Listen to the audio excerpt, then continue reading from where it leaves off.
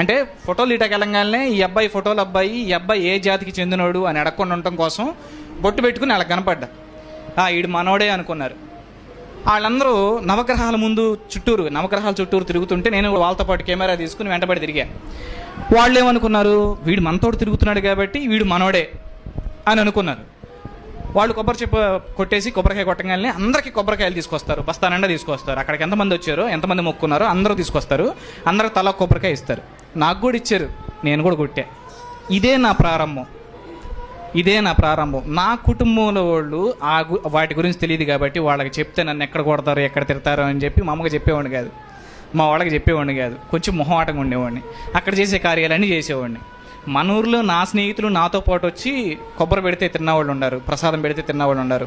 నేను లోపలికి వెళ్ళి అన్ని కార్యాలు ముగించుకుని వచ్చిన తర్వాత వాళ్ళు నాతో చేసేవాళ్ళు. అయితే నేను మారు మనసు పొందడానికి, యేసు ప్రభువే దేవుడు అని కన్ఫర్మ్ చేసుకోవడానికి, అనుమానాల మధ్య కొట్టుమిట్ల మధ్య నేను కన్ఫర్మ్ చేసుకోవడానికి 4 రోజులు పట్టింది నాకు. షాలేం రాజు రుద్ది 4 వారాలు నాకు చెబితే బాధలు పడి ఇదే కన్ఫర్మా, అది నిజమా అని చెప్పి కన్ఫర్మ్ చేసుకోవటానికి 4 వారాలు పట్టింది.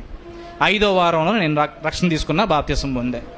అయితే నాకు మారు మనసు ఎప్పుడు కలిగింది? 4 రోజులు కూడా మారు మనసు పడతానే ఉండా, నేను కన్ఫర్మ్ చేసుకుంటానే ఉండా. నేను అది మారు మనసు పొందిన సమయం ఎవరికి తెలియదు. అయితే బాప్తిసం పొందిన సమయమే తెలిసిద్ది. తర్వాత ఏం చేయాలి? బాప్తిసం